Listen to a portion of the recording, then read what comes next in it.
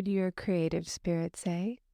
Have you chatted with her lately? If you're longing to get back in touch with your creative spirit or make contact with that part of you for perhaps the very first time, this episode is for you.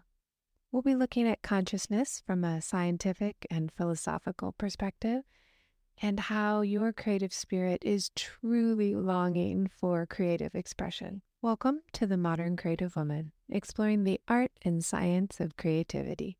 I'm your hostess and creativity expert, Dr. Amy Backos. Let's get started.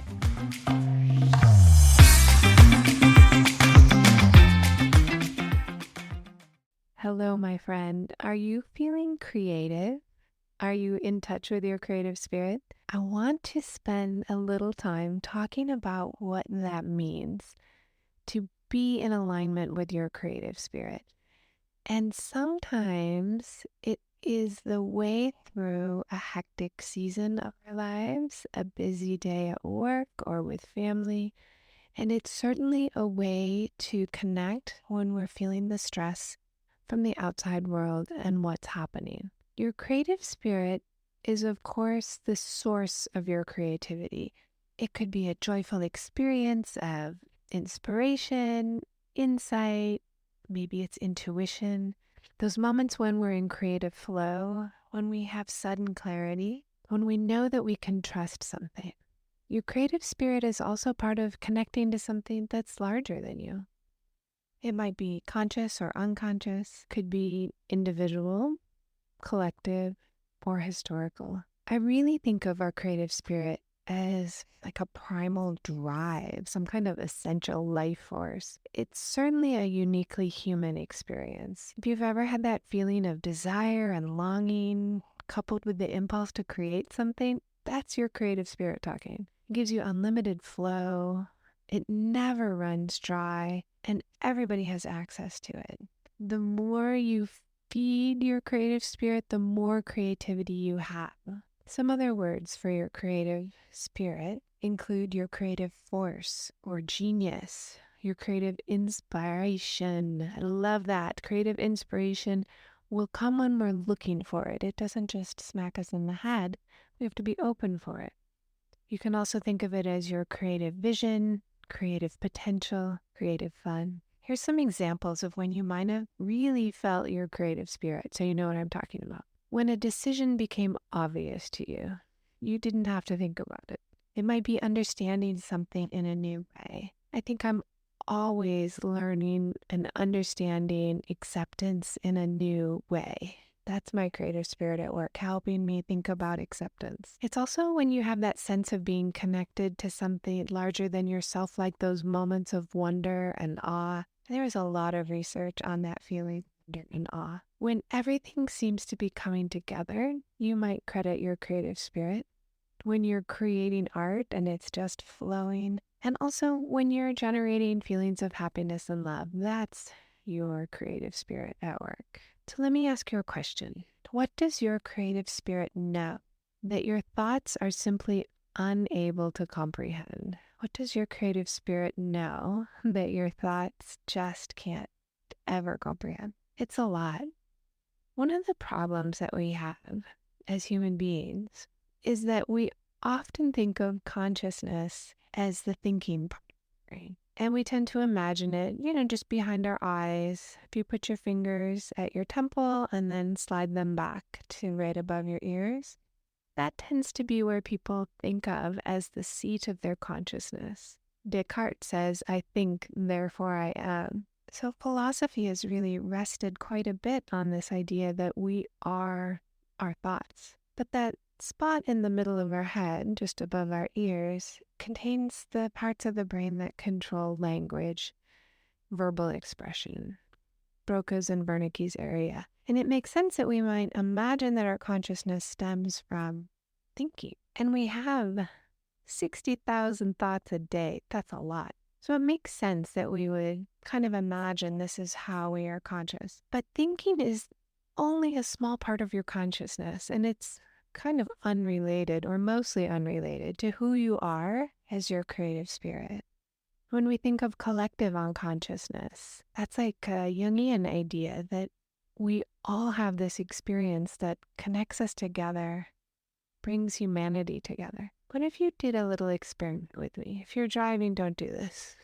Wait till you are sitting. The idea is to shift your consciousness from the thinking part of your brain. Remember, behind your eyes and between your ears, and you shift it up to a different part of your brain, your creative spirit, kind of moving it upward and towards the back of your brain.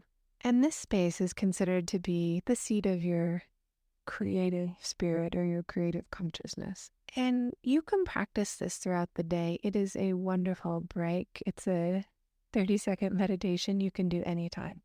It's go ahead and focus your attention on this part of your brain. If you put your hand on top of your head, kind of at the very back, that's where I'm talking about.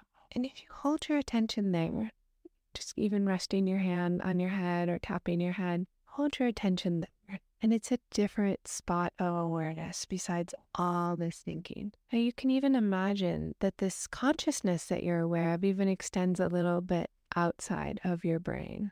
Think of that as your collective consciousness or the collective unconscious. And I think a really powerful thing to do after you hold your attention there for a moment is to draw an image of what you imagine your creative spirit is, or what that part of the brain feels and looks like. And however you do it will be fine. There's no right or wrong.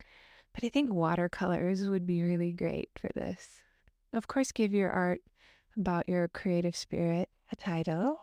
Write 3 words to describe it.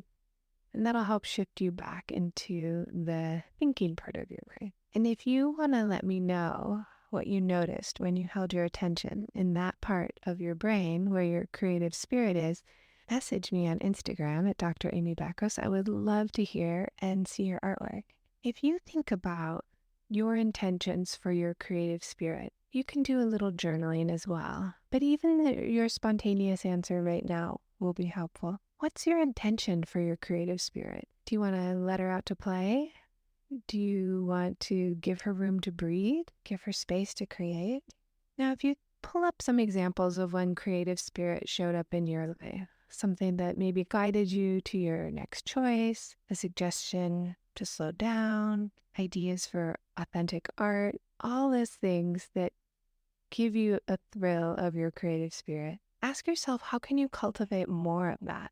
When I think about the times when I have really felt in alignment, a lot of them are at the beach. A lot of them were when I was making art. They did not come while I was mulling things over or thinking nonstop. They came in moments of relaxation, of wonder.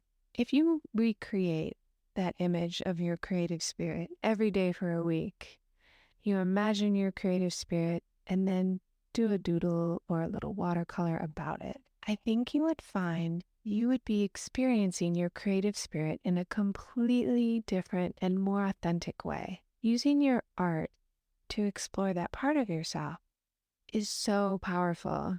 And here's why.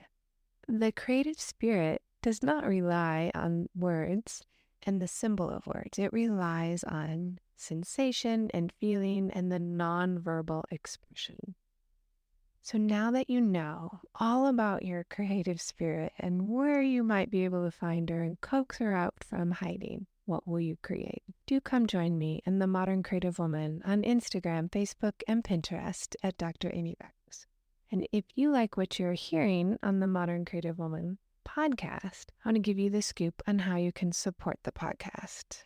You can be an ambassador, share the podcast link with 3 of your friends.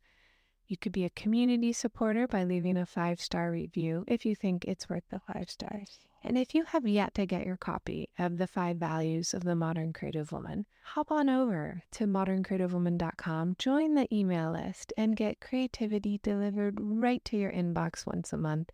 And you'll get your free copy of the aspirational principles that you need to live your modern creative life. Have a wonderful week, and I cannot wait to talk with you in the next episode about the art and science of creativity.